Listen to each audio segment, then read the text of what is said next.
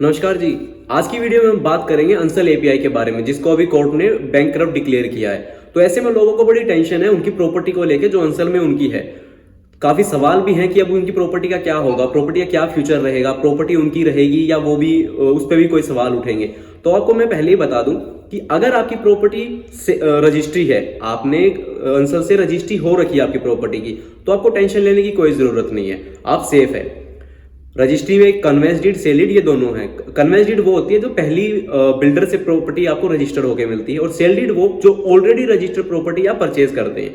ये दोनों चीज आपकी रजिस्ट्री पे जो आपके पास डॉक्यूमेंट होगा ऊपर उस पर मेंशन रहता है, कन्वेंस डीड और सेल डीड।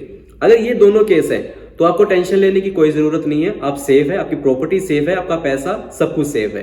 लेकिन अब बात आती है जिनकी प्रॉपर्टी या तो अंडर कंस्ट्रक्शन है, या पोजेशन अभी हुई हुई है, या ट्रांसफर केस है, तो उनका क्या होगा। तो मैं आपको बता दूं, इस केस में आपको एक क्लेम फॉर्म भरना होगा, जो स्टेप बाय स्टेप मैं इस वीडियो में आपको बता दूंगा कि आपको कहां जाना है, कैसे क्लेम फॉर्म आपको मिलेगा, कैसे आपने उसको भरना है, कैसे आप उसका स्टेटस चेक करेंगे और ये कैसे काम करेगा। तो इसमें अंसल के आईआरपी अश्विनी कुमार सिंगला के सामने आपको अपना केस रखना पड़ेगा। वो ऑनलाइन एक प्रोसीजर रहेगा, आपको साइट में बता देता हूं, उस पर आप जाएंगे, फॉर्म डाउनलोड करेंगे, अपनी इंफॉर्मेशन पूरी प्रॉपर्टी का ब्यौरा आपको देना होगा। ऐसा क्यों होगा? क्योंकि आपकी प्रॉपर्टी अभी अंडर कंस्ट्रक्शन है, या फिर आप ये कह लो और ट्रांसफर केस में है, आपके पास उसकी सिर्फ पोजीशन है, गवर्नमेंट के पास उसका कोई रिकॉर्ड नहीं है। उस रिकॉर्ड के लिए ही आपको ये पूरा प्रोसीजर, ये क्लेम फाइल करना होगा। तो अब है कि फॉर्म भरना कैसे है, फॉर्म मिलेगा कहाँ। तो उसके लिए आपको अपने लैपटॉप पे अपने ब्राउजर पे जाना है और ऊपर डालना है cirp.ansalAPI.com। तो ये डैशबोर्ड आपके सामने ओपन हो जाएगा और अब इसमें आपको मिलेगा कि फॉर्म कहाँ है, कैसे सबमिट करना है, स्टेटस कैसे चेक करना है और स्टेप्स क्या क्या हैं। तो सबसे पहले आपने जाना है क्लेम फाइलिंग स्टेप्स पे। तो यहाँ पूरे स्टेप्स लिखे हैं कि आपको क्या क्या डॉक्यूमेंट कैरी करने हैं फॉर्म भरने से पहले। अगर आप होम बायर हैं, आपकी रेजिडेंशियल प्रॉपर्टी है चाहे कमर्शियल प्रॉपर्टी है अंसल के अंदर, तो उसके और वो अंडर पोजीशन है चाहे पोजीशन हो चुकी है, सॉरी अंडर कंस्ट्रक्शन है या चाहे पोजीशन हो चुकी है या ट्रांसफर केस पे है, तो उसके लिए आपको फॉर्म सीए भरना है। फॉर्म सीए मिलेगा कहाँ वो मैं आपको आगे बता दूंगा। तो नीचे मेंशन है कि आपको अपना केवाईसी आधार कार्ड पैन कार्ड साथ में रखना है। आप जो फॉर्म आप भर रहे हैं, मैंने बताया फॉर्म सीए, तो आपको फॉर्म सीए भरना है। प्रॉपर्टी का कोई डॉक्यूमेंट है जैसे बिल्डर बायर एग्रीमेंट, वो आपको साथ में एक पीडीएफ में रखना है। रिसिप्ट, अमाउंट रिसिप्ट जो आपने कंपनी को पैसे दिए हैं, जैसे बुकिंग अमाउंट के टाइम पे आप चेक देते हैं तो एक रिसिप्ट आपको मिलती है, तो वो, उसके बाद इंस्टॉलमेंट्स आपने कोई दी होंगी तो उनकी रसीद है, वो सब कुछ आपको इसके साथ अटैच करना है। ईएमआई जो आपके बैंक से जा रही है उसकी स्टेटमेंट की कॉपीज के साथ लगानी है। अच्छा, 6 नंबर पे है कि कैलकुलेशन शीट, कि जो भी आपने पैसा दिया है जब बुकिंग कराई थी तब से लेके 16 नवंबर तक। 16 नवंबर तक क्यों? क्योंकि 16 नवंबर को बैंक करप्ट हो गया था अंसल, कोर्ट ने डिक्लेयर कर दिया था 16 नवंबर। तो 16 नवंबर तक जब से बुकिंग हुई है तब से लेके 16 नवंबर तक की एक शीट बनानी है कि आपने कब कब पैसे दिए हैं, कितने पैसे कैसे कैसे दिए हैं, और उसको 8% एनम कि हर साल का 8% इंटरेस्ट के हिसाब से कैलकुलेट करके शीट बनानी है कि हर साल जो आपने पैसे दिए 16 नवंबर 2022 तक की डेट में। बाद में आपने अपने कैंसल चेक वगैरह, प्रोविजनल अलॉटमेंट लेटर है कोई, या उसका रेरा का कोई डॉक्यूमेंट हो जो प्रोजेक्ट का, तो सारी चीजें आपको एक पीडीएफ बना के अटैच करके अपने पास रखनी है, जो फॉर्म में आपने को जब आप अपलोड करेंगे ऑनलाइन तो उसमें काम आएगी। अब बात करते हैं कि फॉर्म मिलेगा कहाँ। उसके लिए आपको दोबारा डैशबोर्ड पे आना है और नीचे जाना है और यहाँ है क्लेम फॉर्म्स। तो इसमें ये देखो क्लेम फॉर्म जिसकी मैं बात कर रहा था कि आप अगर आपका रेजिडेंशियल प्रॉपर्टी है, जो भी है कमर्शियल है, तो उसके लिए आपको फॉर्म सी है, तो फॉर्म सी आप यहाँ से अपना डाउनलोड कर सकते हैं और जो जो रिक्वायरमेंट है वो आप इसमें अपनी पूरी फिल कर सकते हैं। अब ये फॉर्म भरना कैसे है, इसके लिए दोबारा डैशबोर्ड पे जाएंगे, सबमिट क्लेम, यहाँ पे क्लिक करना आपने। तो इसमें लिखा हुआ है मेक श्योर हो जाए कि फॉर्म भरने से पहले आपके पास प्रॉपर्टी के और प्रॉपर्टी रिलेटेड पेमेंट्स के सारे डॉक्यूमेंट एक स्कैन कॉपी हो। आपने क्लेम में अपनी इंफॉर्मेशन डालनी है कि फॉर्म आप कौन सा फॉर्म भर रहे हैं, फॉर्म सीए भर रहे हैं आप उसके लिए। और नीचे जो भी डिटेल्स उसमें आपका नाम, एड्रेस, आपकी आईडी, आपका प्रोजेक्ट जो भी उसमें उन्होंने मांगा है वो सारी उस हिसाब से आप डाल सकते हैं। तो यहाँ पे है ऑथराइज रिप्रेजेंटेटिव, इसमें 3 है, पंकज अरोड़ा, मुकेश और दीपक कुमार गोयल जी। तो आपको इन तीनों में से ही किसी एक को सिलेक्ट करना होगा। ये तीनों ही, इन तीनों में से जिसको भी आप सिलेक्ट करेंगे वो आपके बिहाव पे जो अंसल के आईआरपी हैं अश्वनी कुमार सिंगला जी, उनके सामने आपका केस रखेंगे। तो आपको किसी भी आप एक को सिलेक्ट कर सकते हैं और उसके बाद अपनी जो भी इंफॉर्मेशन, आपकी ईमेल आईडी, आपका फोन नंबर, आपका आधार कार्ड, पैन कार्ड, ऐसे करके आप पूरा आपको फॉर्म भरना होगा।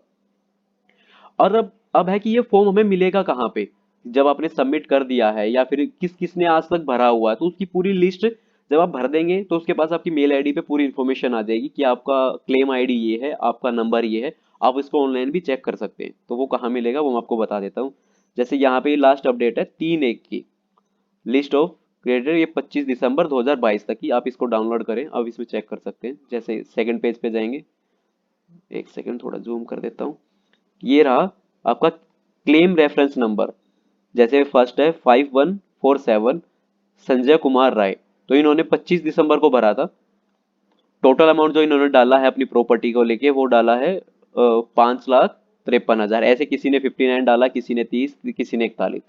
तो इस हिसाब से अमाउंट ऑफ क्लेम तो यहाँ पे आ गया कि, और इसका वोटिंग राइट COC, ये कितना वोट कर सकते हैं। वोट राइट क्या है कि जब आप अपना फॉर्म भरेंगे पूरा, तो उसके बाद सभी को राइट मिलेगा कि आप अपने उस प्रोजेक्ट के लिए कि हमें रिफंड तो किसी को नहीं चाहिए, लेकिन हमें उस प्रॉपर्टी की रजिस्ट्री चाहिए या उस प्रॉपर्टी के फुल राइट चाहिए, तो उसके लिए ये वोटिंग राइट है। कि जैसे आपके बिहाफ पे जो मैंने आपको बताया कि 3 रिप्रेजेंटेटिव है जो आपके बिहाफ पे अश्विनी कुमार सिंगला जी के सामने केस रखेंगे। अश्विनी कुमार सिंगला जी ये केस NCLT के सामने रखेंगे। तो उस हिसाब से है, तो आपको फॉर्म भरना पड़ेगा। जब आप फॉर्म भर देंगे तो इस हिसाब से आपका क्लेम रेफरेंस नंबर जनरेट हो जाएगा। और अब ये चेक कैसे करेंगे वो मैं आपको बता देता हूँ। जैसे चेक क्लेम स्टेटस,